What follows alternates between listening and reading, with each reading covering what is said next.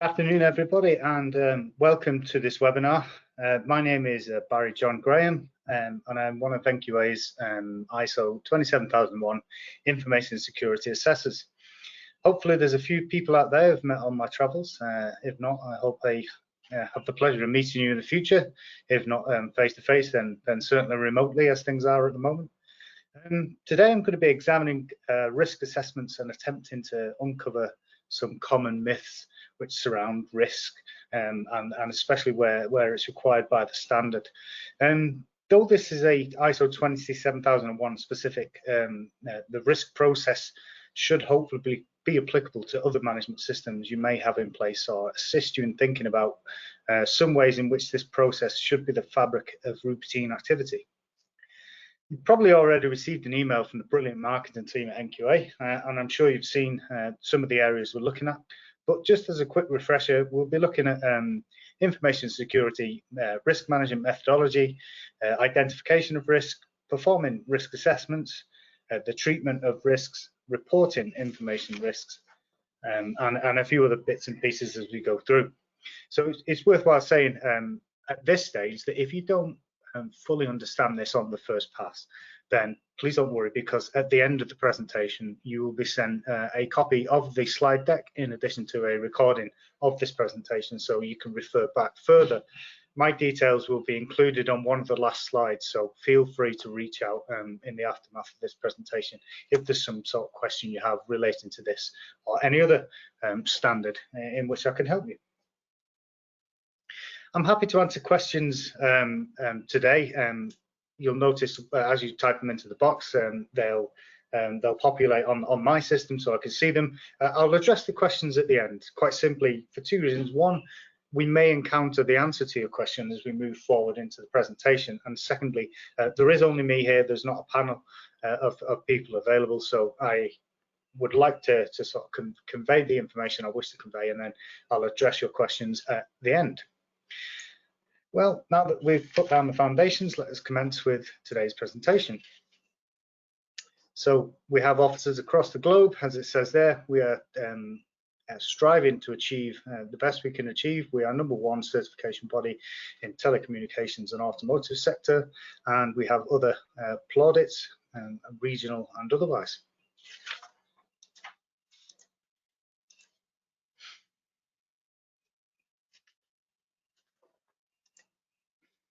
Okay, so here's an approximate outline of what we're going to be covering. As I said, we skirted over that in the introductory slide there, but we'll look at information security risk management methodology, which are rules for conducting risk assessment. Now, these are your rules. The rules within your business obviously can differ from industry to industry and sector to sector. So this isn't any template for everybody, but it's just a more general guide. We'll look at identification of information security risks. What kind of things are threats or can be classed as threats? Performing risk assessments, what to consider when you're undertaking risk assessment, what to do to control risks you've identified, and the 4 options we'll be looking at. And this will take you through how to treat the risk and whether or not you should, if this is the best option, for example. This can be based upon industry sector and the sensitive nature of the risk. Each thing can be different. Reporting. So then once we've identified the risk and looked at how we're going to treat them, we'll then look at how to report on risks to avoid any risk being overlooked or deemed too complicated. So ISO 27001 formally specifies an information security management system, and this is a suite of activities concerning the management of information risks, called information security risks in the standard. The ISMS is an overarching management framework through which the organization identifies, analyzes, and addresses its information risk. The ISMS ensures that the security arrangements are fine-tuned to keep pace with the changes to the security threats, vulnerabilities, and business impacts. And this is an important aspect in such a dynamic field, and one of the key advantages of ISO 27001, flexible, risk-driven approach. The standard itself covers all types of organizations, from commercial enterprises, government agencies, and non-profits, and it includes all sizes, from micro businesses to huge multinational corporations, and all industries and markets, for example, retail, banking, defense, healthcare, education, and government, to name a few. The scope is clearly a very wide brief. ISO 27001 is an information security standard that helps companies come into compliance with international best practice models. The standard covers three key components of data security: its people, the processes, and technology. When steps are taken to safeguard data with these three components in mind, businesses are better equipped to protect information, mitigate the risks, and rectify procedures that are deemed ineffective. As such, a growing consensus has emerged in the corporate sector that deems ISO 27001 to be the gold standard in best practice schemes. By putting 27001 standard into effect, an organization activates an information security management system that works within the business culture of the company in question. The standard is regularly updated and enhanced, and these continuous improvements allow the ISMS to stay abreast of changes both within and outside of the organization, all while spotting and eliminating new risks. The cyclical nature of it, of course, makes you revisit things you've already visited to make sure you're keeping on top of things.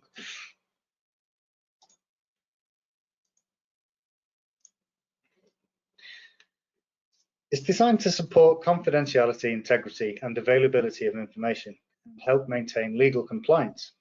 It helps to protect data from cybercrimes, misuse, fire, theft, and other threats. Having a ISMS in place will give your customers more confidence in your company, as well as improve your relationships with other stakeholders and help you to mitigate risk. A common example of confidentiality, which is at the top there, would be an online transaction which is conducted over secure methods, such as the use of encryption end-to-end, whereby information is protected. For example, on the internet, you may say HTTPS, and that gives you the confidence that it's encrypted, so confidentiality. As for integrity, well, an example here would be a trustworthiness of customer financial account information. For example, bank accounts and personal information, which are held by a bank for conducting daily operational transactions. And availability, well, this could pertain to a bank's customer-facing web server that hosts the online banking portal, for which customers can access at any time of the day. So some definitions. According to ISO 27000, information technology security techniques, ISMS overview, and vocabulary. So they're the things we're going to be looking at in detail as we go through.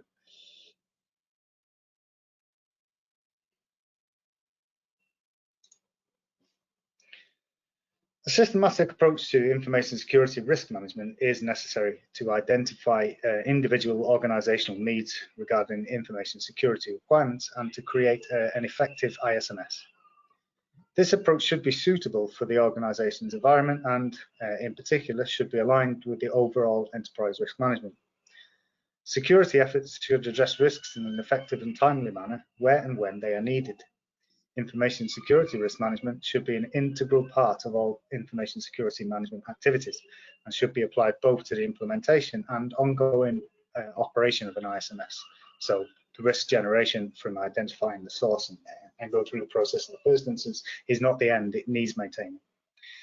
Information security risk management should be a continuous process. The process should establish the external and internal context, assess the risks, and treat the risk using a risk treatment plan to implement the recommendations and decisions. Risk management analyzes what can happen and what the possible consequences can be before deciding what should be done and when to reduce the risk to an acceptable level. So on screen you will see some of the major contributing considerations. We will examine consequence and likelihood in more detail to try and illustrate how this applies to your business.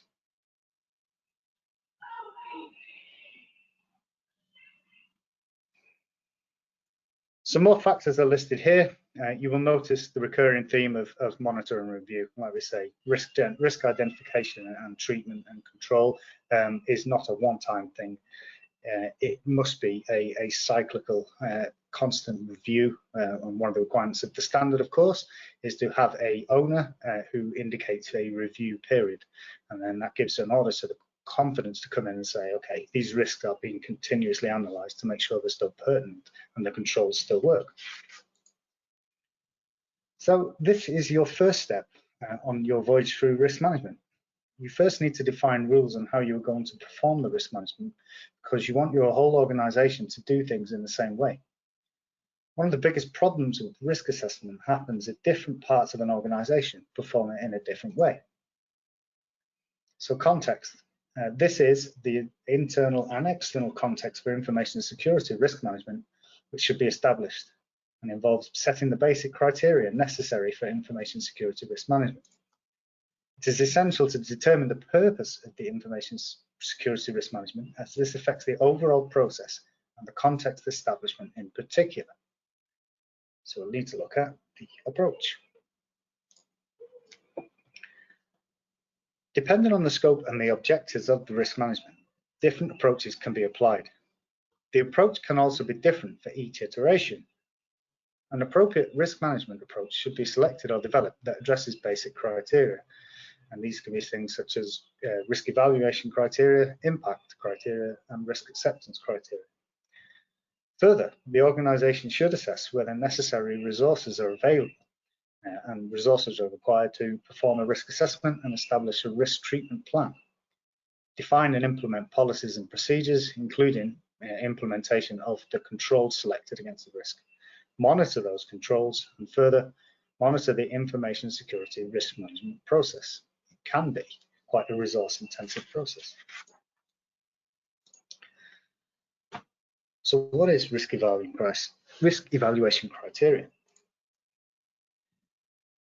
Criteria should be developed for evaluating the organization's information security risk and consider the following: strategic value of business information processes, the criticality of the information assets involved, the operational and business importance of availability, confidentiality, and integrity, stakeholders' expectations and perceptions, and negative consequences for goodwill and reputation.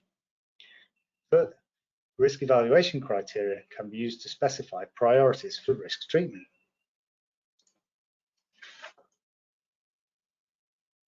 So impact criteria, and this is a requirement to develop and specify in terms of the degree of damage or cost to an organization, which can be caused by an information security event, and should consider some of the following: the level of classification of the impacted information asset, any breaches of information security, impaired operations, loss of business and financial value, disruption of plans and deadlines, and damage of reputation.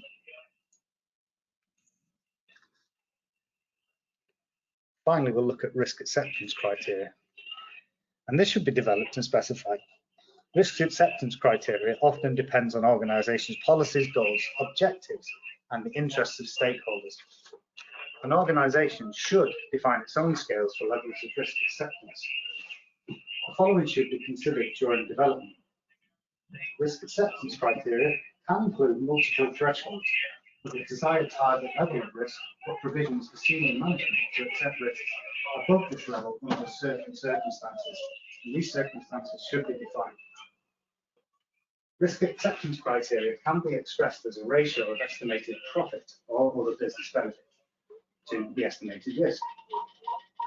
Different risk acceptance criteria can apply to different classes of risk.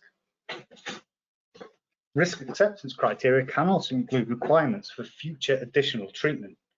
For example, a risk can be accepted if there is approval and commitment to take action to reduce it to an acceptable level within a defined time period.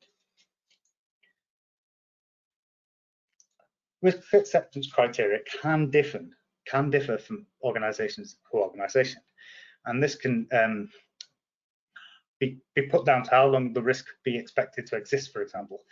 So the risk can be associated with a temporary or short-term activity, so temporary server move or something similar as you move to the cloud. So risk acceptance criteria should be set up and consider the following: the business criteria, operations, technology and use, financial and social and humanitarian factors.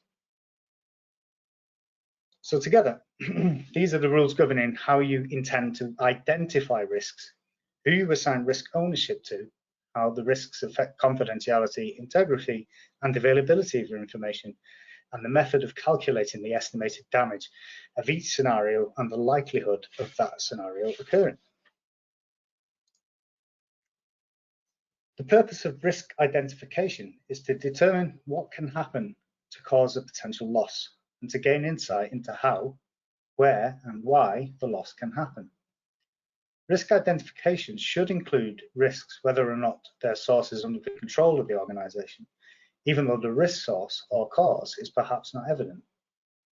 Identifying the risks that can affect the confidentiality, integrity, and availability of information is the most time-consuming part of the risk assessment process. Following an asset-based approach can help developing a list of information assets and is a good place to start. But you can find an existing list. Most of the work will already be done. An asset is anything that has value to the organisation and which therefore requires protection. For the identification of assets, bear in mind that an information system consists of more than just hardware and software, although obviously these are predominantly what people define as assets. Asset identification should be performed at a suitable level of detail that provides sufficient information for a risk assessment. The level of detail used on the asset identification influences the overall amount of information collected during the risk assessment. The level can be refined in further iterations of the risk assessment. Again, this cyclical nature and the need to revisit. An asset owner should be identified for each asset to provide responsibility and accountability for that asset. The asset owner perhaps does not have the property rights to the asset, but has responsibility for its production, development, maintenance, use, and security as appropriate. The asset owner is often the most suitable person to determine the asset's value to the organisation. A threat has a potential harm to an asset, such as information, processes, and systems, and therefore organisations as a whole. Threats can be of natural or human origin and can be accidental or deliberate. Both accidental and deliberate threat sources should be identified. Threat can arise from within or from outside of an organisation. Threats should be identified generically and by type, for example, unauthorized actions or physical damage, technical failures. And then, where appropriate, individual threats within the generic class further identified. This means that no threat is overlooked, including unexpected events and activities, but the volume of work required is limited. Some threats can affect more than one asset. In such cases, they can cause different impacts depending upon which asset is affected. Input into the threat identification and estimation of the likelihood of occurrence can be obtained from the asset owners or users, from HR staff, from facility management and information security specialists, physical security expert, legal department, and other relevant organisation. And this can include legal bodies, weather authorities, insurance companies, and government authorities. Aspects of environment and culture should also be considered when addressing threats. Internal experience from incidents and past threat assessments should be considered in a current assessment. And finally, vulnerabilities, and these can be identified in the following areas: in the organisation as a whole, during its processes and procedures, in management routines, personnel, the physical environment in which you exist, information system configuration, the use of hardware, software, or communications equipment, and any dependence on external parties and supply chains. The presence of a vulnerability does not cause harm in itself, as there needs to be a threat present to exploit that vulnerability. A vulnerability that has no corresponding threat may not require the implementation of a control, but should be recognized and monitored for changes. It should be noted that an incorrectly implemented or malfunctioning control, or control that's being used incorrectly, can itself be a vulnerability. A control can be effective or ineffective depending upon the environment in which it operates. Conversely, a threat that does not have a corresponding vulnerability may not result in a risk.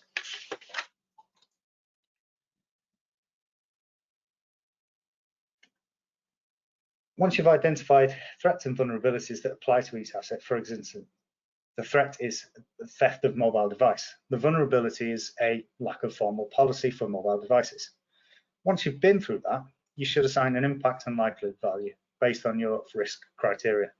You could use severity instead of impact, or probability instead of likelihood. Once you know the rules, you can start finding out which potential problems could happen to you. You first need to list all of your assets, then threats and vulnerabilities related to those assets, assess the impact and likelihood for each combination of asset, threat, and vulnerability, and finally, calculate the level of risk. In my experience, most organizations are usually only aware of between a third and half of their overall risk. Therefore, you'll probably find this kind of exercise quite revealing. When you've finished, you'll start to appreciate some of the effort you've made. And I will look at some tangible examples of this process and hopefully bring it to life a little bit. So for example, one asset may have numerous threats with a number of vulnerabilities as demonstrated on screen. The key thing is to identify all risks associated with a certain asset and also the vulnerability posed by these risks. So the theft of a laptop, for example, is a fairly common risk register entry. Okay, and then that can lead. Why does it occur? Where's the vulnerability? Quite simply, unattended and unsecured premises. Unattended device being the most common cause of theft. And this is just one example. Like I said, if you're not comfortable with tying in assets with threats and vulnerabilities, again, contact details provided at the end of this presentation will hopefully give you a channel to explore some of your questions.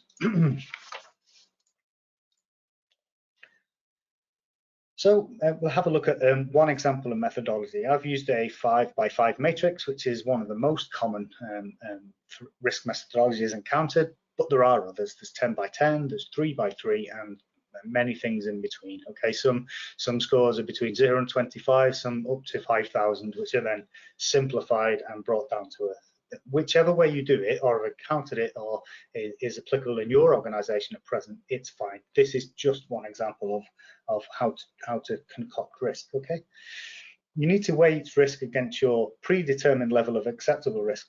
For example, you can call that your risk appetite, and determine which risk you need to address and which ones you can ignore. So the 5x5 matrix with the impact along the side and likelihood along the bottom, again 1x5, and that gives you a maximum score of 25, and it gives you an approximate idea of where some of the low risk, medium risk, and high risks sit. So once you've assigned a score, it gives you a visual representation of some of the things you need to address more urgently than the others, if it's not already obvious. So when conducting a risk assessment, there are two trains of thought. Should I go down a quantitative or qualitative route? Both are correct. Quantitative risk analysis uses a scale with numerical values which are tangible, rather than descriptive scales, which is used in qualitative. For both, consequences and likelihood uses data from a variety of sources. The quality of the analysis depends on the accuracy and the completeness of the numerical values and the validity of the models used. Quantitative risk analysis, in most cases, uses historical incident data, which provides the advantage that it can be related directly to the information security objectives and concerns of an organization. A disadvantage is the lack of such data on new risks or information security weaknesses which have just been exposed. A disadvantage further of quantitative approach can occur where factual auditable data is not available, thus creating an illusion of worth and the accuracy of the risk assessment. In financial terms, quantitative risk assessments include the calculation of the single loss expectancy of monetary value of an asset. The way in which consequences and likelihood are expressed and the ways in which they are combined to provide a level of risk will vary according to the type of risk and the purpose for which the risk assessment output is to be used. The uncertainty and variability of both consequences and likelihood should be considered in the analysis and communicated effectively. So looking at qualitative risk analysis then, and this uses a scale of qualifying attributes to describe the magnitude of potential consequences, for example, low, medium, and high, and the likelihood that those consequences will occur. The key advantage of qualitative analysis is the ease of understanding by all relevant personnel, while a disadvantage is the dependence of subjective choice of the scale. These scales can be adapted or adjusted to suit circumstances, and different descriptions can be used for different risks. Qualitative risk analysis can be used as an initial screening activity to identify risks that require more detailed analysis, So think back where you don't have data, then this could be a good entry level. Where this kind of analysis is appropriate for decisions, and further, as we just indicated, where numerical data or resources are inadequate for quantitative risk analysis, qualitative analysis should still use factual information and still use data where available. Assigning probability and impacts risks is a subjective exercise.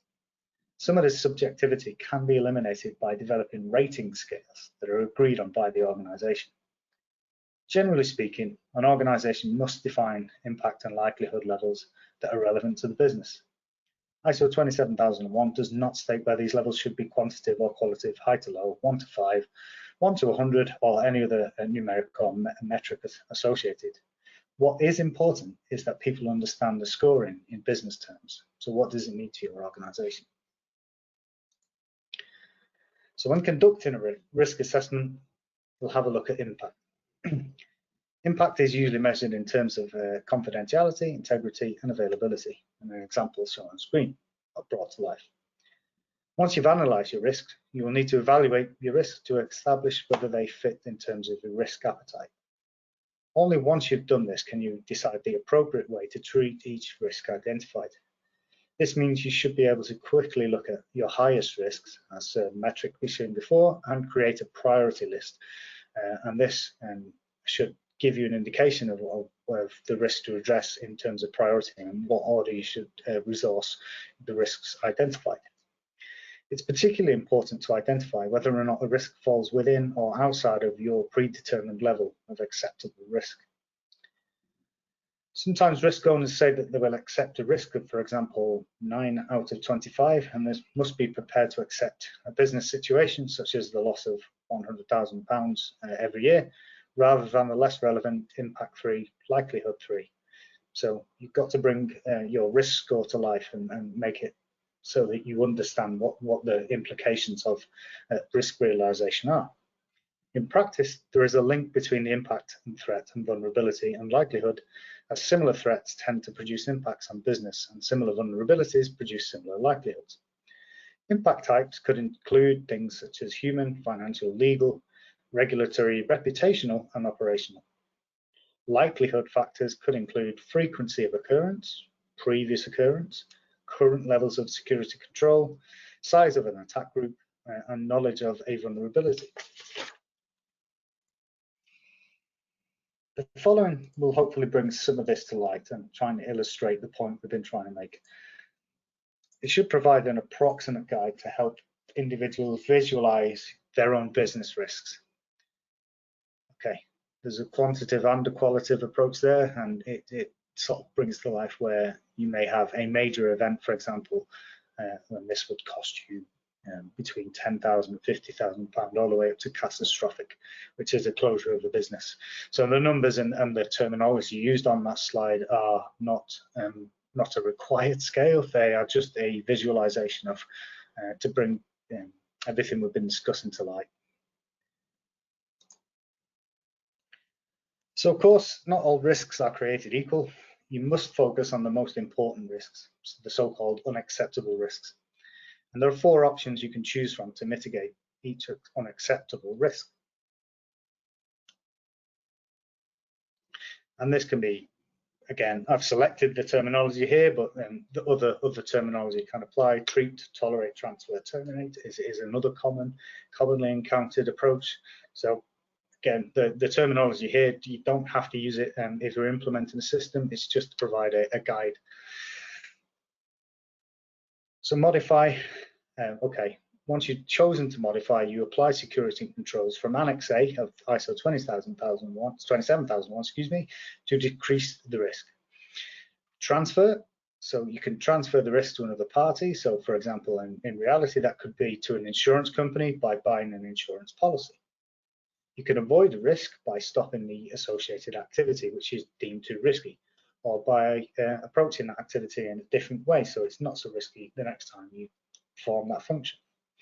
Or you could choose to accept the risk if, for example, the cost of treating that risk would be higher than the damage caused itself. So again, but this should have management ownership.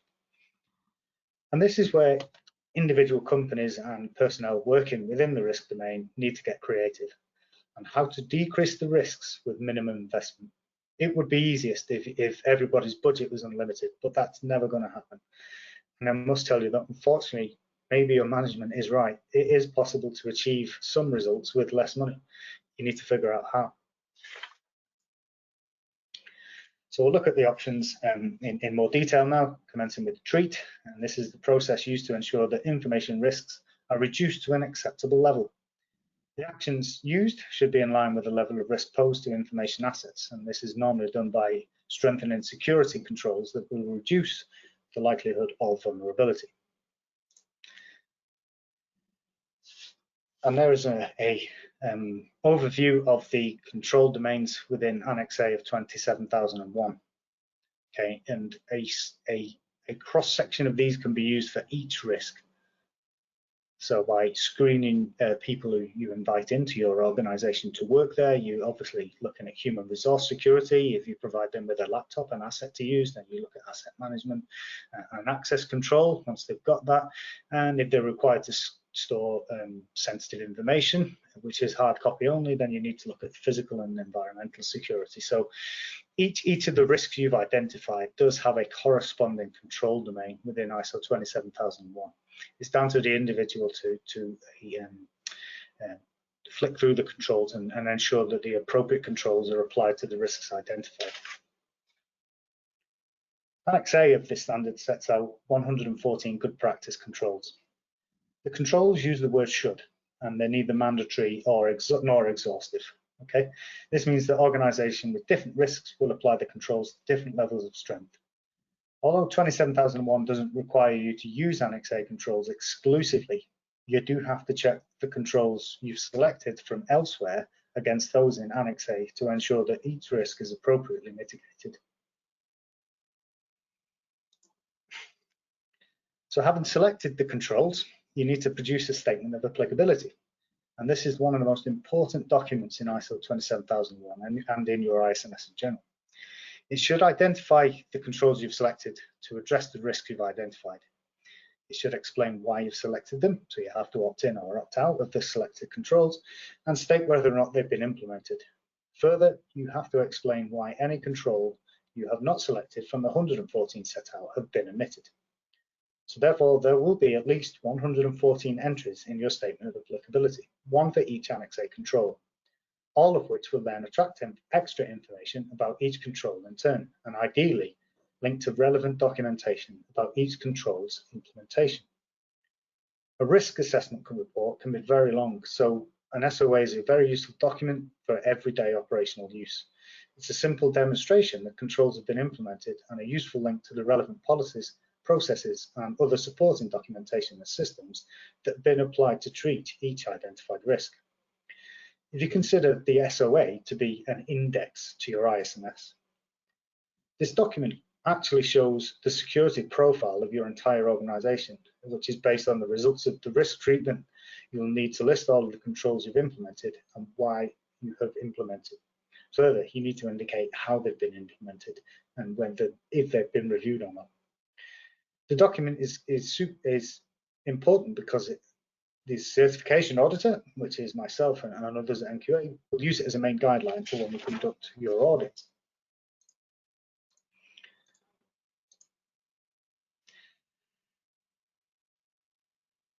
Share, so generally by ensuring or outsourcing, so transfer or share, again, we're just going to review the risk treatment options one more time.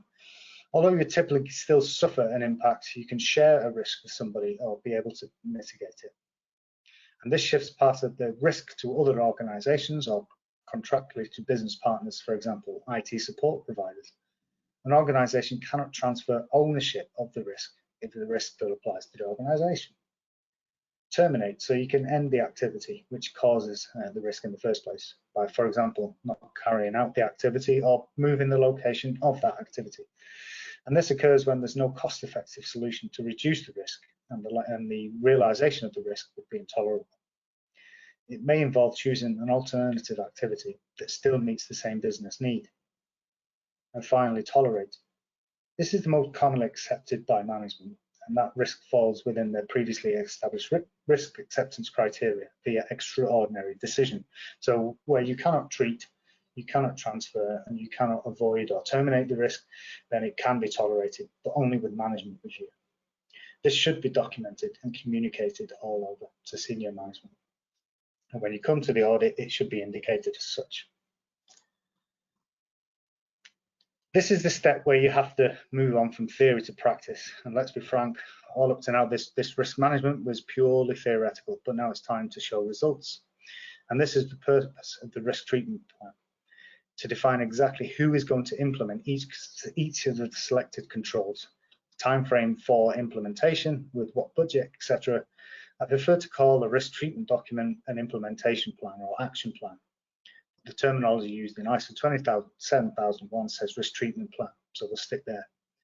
Once you've completed this document, it's crucial to get management approval because it will take considerable time and effort and resources to implement all of the controls that you've planned for. And without management commitment, you won't get any of those resources available. And that's it. You started your journey from not knowing how to set up an information security risk all the way through to having a very clear picture of what you need to implement.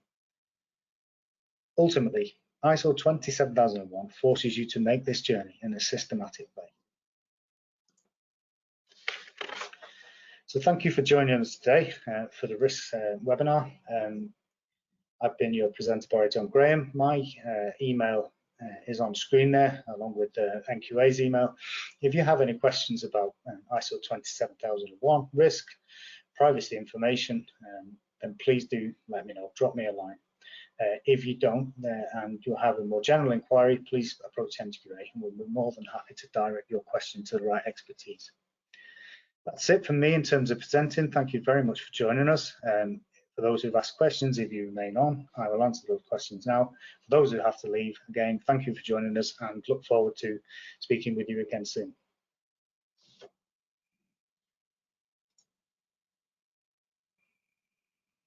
Okay, so most of the questions we're looking at there seem to be about when the slide deck will be made available. So as in the aftermath of this, once the presentation is finished, the marketing team will collate the slides, put them into an email and send you that email. It will also have a link to a recording of this webinar. And like it says, I continue to say, if you've got any questions once you've received that, then please do drop me a line and I'll be happy to answer them as soon as I'm able to. So one from Lewis about each control on Annex A appearing on the risk assessment as an individual risk. So Lewis, once you've understood what the risk is, so let's use the laptop. The risk of the laptop is loss. And we've identified that the vulnerability there is individuals either leaving it unattended or the premises in which the laptop is stored being unsecured. Then the control you select from Annex A should be appropriate for that risk identified. So you don't need to select every control from Annex A for a potential of a lost laptop. You just need to select the relevant physical security controls, personnel screening, and training and awareness, for example. So there are controls which are unique to the circumstances of that risk. So you need to select those unique controls for the risk available. You don't need to select every single control for every single risk.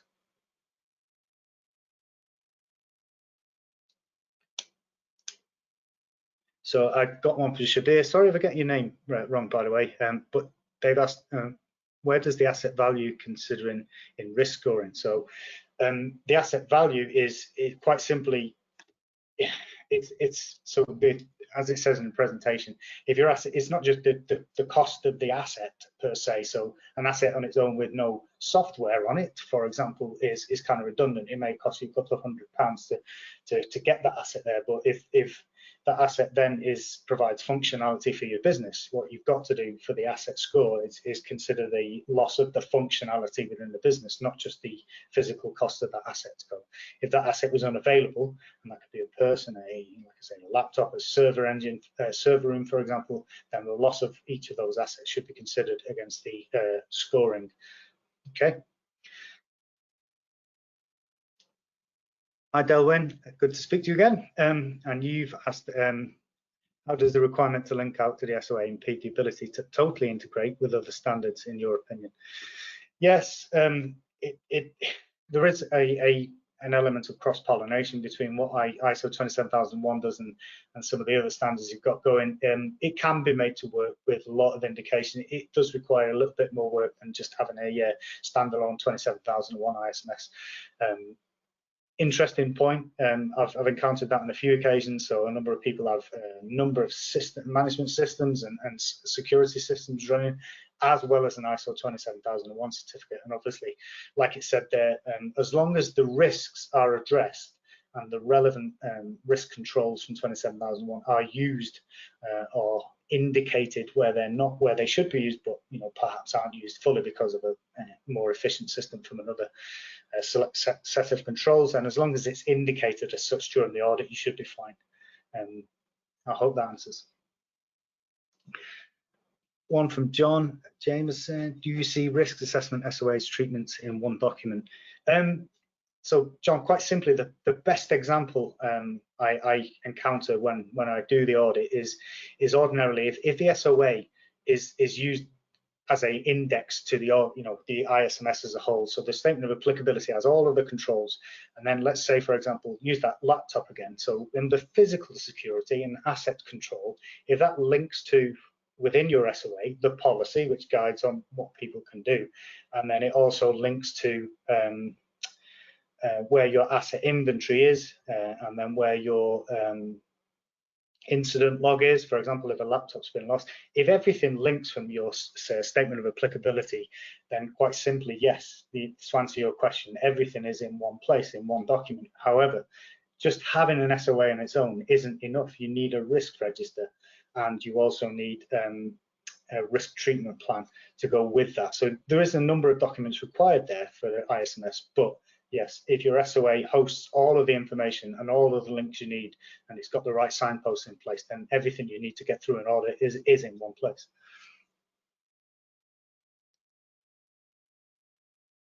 Kevin asks, are there any templates available for risk treatment plans, risk assessments, etc.? Yes, there are. There are a number of sources available on that, Kevin. I would ask you kindly if you could send me an email. I'll point you in the right direction. There are a number of things I can do for that. It'd be much quicker to respond by email. Okay.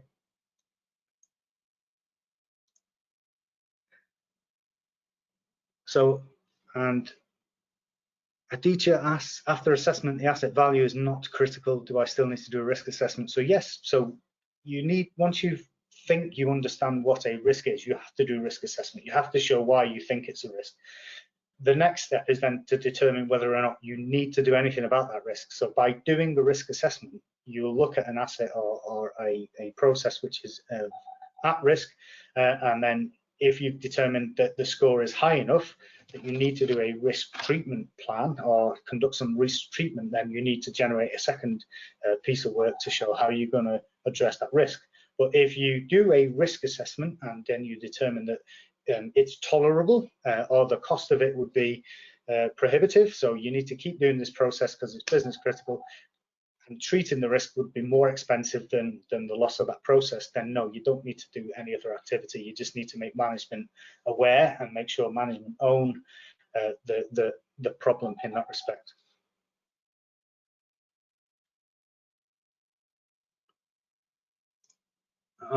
That's not a question, just hope you are doing well. You too, thank you. Thank you.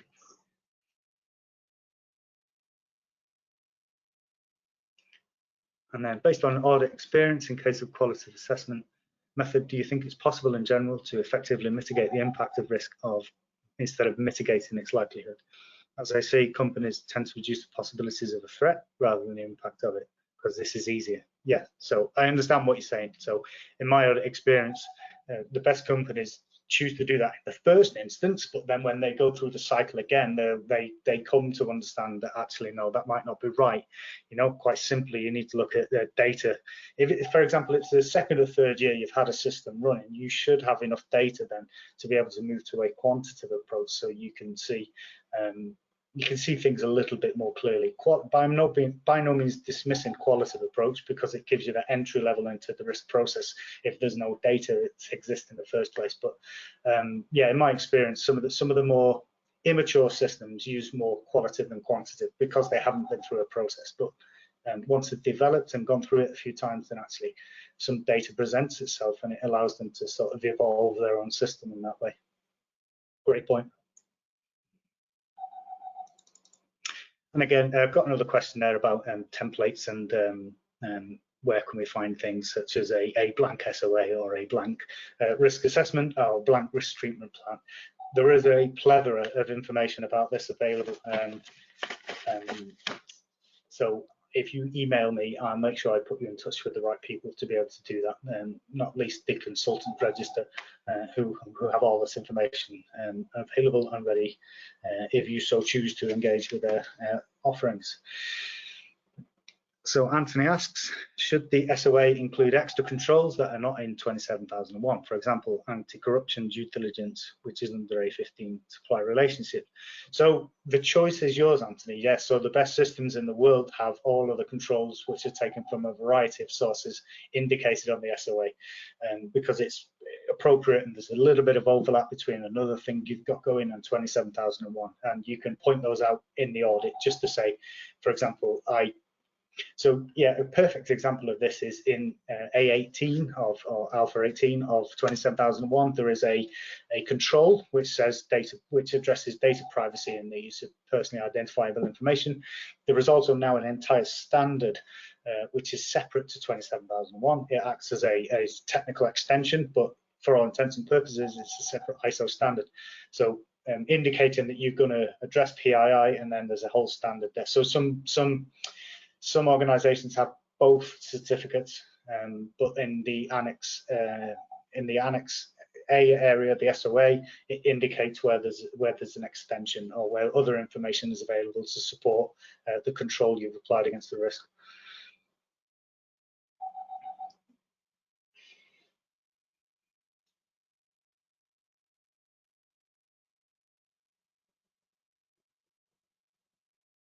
Okay. If you want more detail, like I said, on any of the answers provided, if we didn't quite get there in terms of what you were hoping for in response, then please do email, and I will get back to you as soon as I'm able. So, hi John, good to see you. Thanks for joining us. Do you have to be a technical IT person who understands all the software and hardware used to be able to competently develop an ISMS for a company that relies on such systems for aspects of its operation, or work collaboratively with the in-house IT manager, assuming he or she is willing to cooperate fully? Yes, so to answer your question, George, no, you don't have to. Like I said, one of the first slides I brought up there said it's not just about OT. It's not an IT sport as such. It's a sport that everybody can get involved in. It does need, where applicable. So, for example, where you are utilizing those controls, such as antivirus, malware, firewall, for example, then yeah, you need to engage with the right level of expert to make sure it's appropriate for the risks. So nobody wants a virus on their system, so everybody gets the right kind of security suite to make sure that that doesn't occur. But you need somebody who understands how to set the parameters. So somebody who understands that technical architecture to make sure it's implemented correctly. So yes, they have to get involved, but in order to get the management system up and running, no, you need a sort of, to coin a military phrase, a big hand, small map approach. You need a more broad, general approach when establishing, and then draw in the expertise to make sure that the risks are considered and the appropriate controls against those risks are implemented correctly. And again, George, quite happy for you to reach out if you need to, and I'll talk you through that further. And Indy asks, on Annex A control measures, it mentions about supplier relationship. Why does it mention about customer relationship? Okay, so yeah, ISO 9001 has a lot about customer relationship and how you interact with customers and how you meeting their needs. For example, 27001 is a security standard, and that means when you're looking at the so people who supply things that you need to produce what you're going to produce, there is a risk there that they in turn are not secure, and their systems are not secure, and therefore the security of what they're providing to you is questionable. Whereas customers, they interact with what you're producing. Once it's finished, once the process is finished, you've realized service delivery or you've manufactured something, the customer then simply takes that from you. You become their supplier, so they may subject you to their own controls and their own scrutiny and screening. Does that make sense? Yes, good, thank you. And John asks, is there any key or minimum requirements for antivirus, malware, and security of screen sharing video calling systems? Great question, very apt, John. You may have noticed there was, I'm not going to name them by name, but there's a couple of video calling, video conferencing systems which were under scrutiny because of apparent lack of security. Okay, so there are no minimum requirements. It's down to individual appetite there, and as long as you've done due process then and outlined some of the potential pitfalls, and you accept that there may not be 100% solution. For example, in video conferencing systems, they can be used. I've used each of the, so we're using GoTo to communicate today, but I've also used some of the others available when conducting remote audits recently, all without hitch, all went fine, okay? It's up to you in that respect, as long as you do a bit of due diligence on what you're going to be using.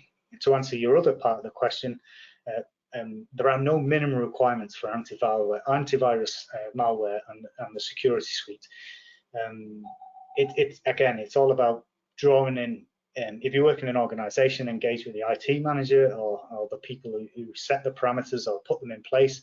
If you're working as a lone trader, for example, then you may have to reach out to a consultant or somebody who understands that to be able, IT service provider, to be able to understand where to best place things or what you should have in place.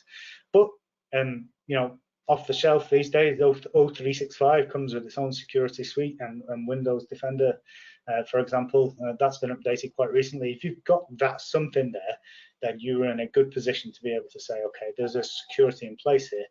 It's just not applicable to everybody. Large organizations transferring a lot of data want that extra layer of security and the extra assurance that different systems bring. So it's all down to your individual circumstances.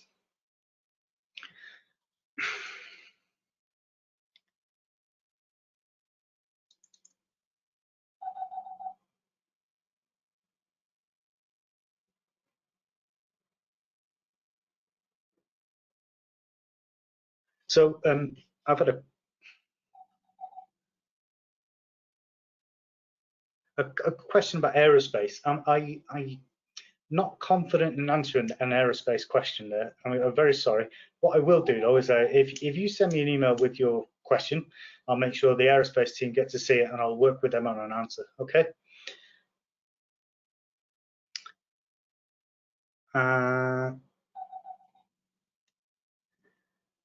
So number of days spent on an assessment, that can vary from organisation to organisation, John. So I've looked at some organisations which have a footprint of one office, and there's 2 people work there, and it cost me a day of my existence to go and see them and subject to an assessment, and that's appropriate because of the activity they conduct, the size and complexity of the organisation.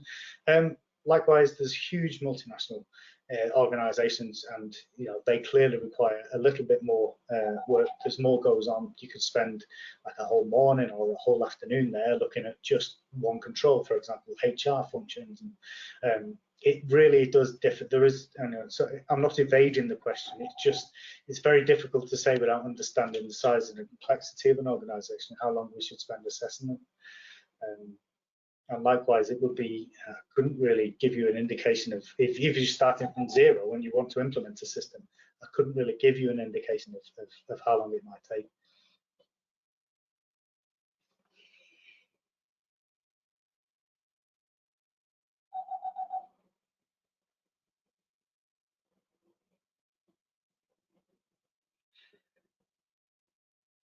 Okay, well, that's a good minute there without any further questions. So if there are no, I'll stay on the line for another 30 seconds, but if there are no further questions, then just to reiterate, thank you very much for joining us today. And if I can help you in the future, please do drop me a line or drop NQA a line, and we'll keep in touch. And I hope you all stay safe and sane, and we'll speak to you very soon. Thank you for your time.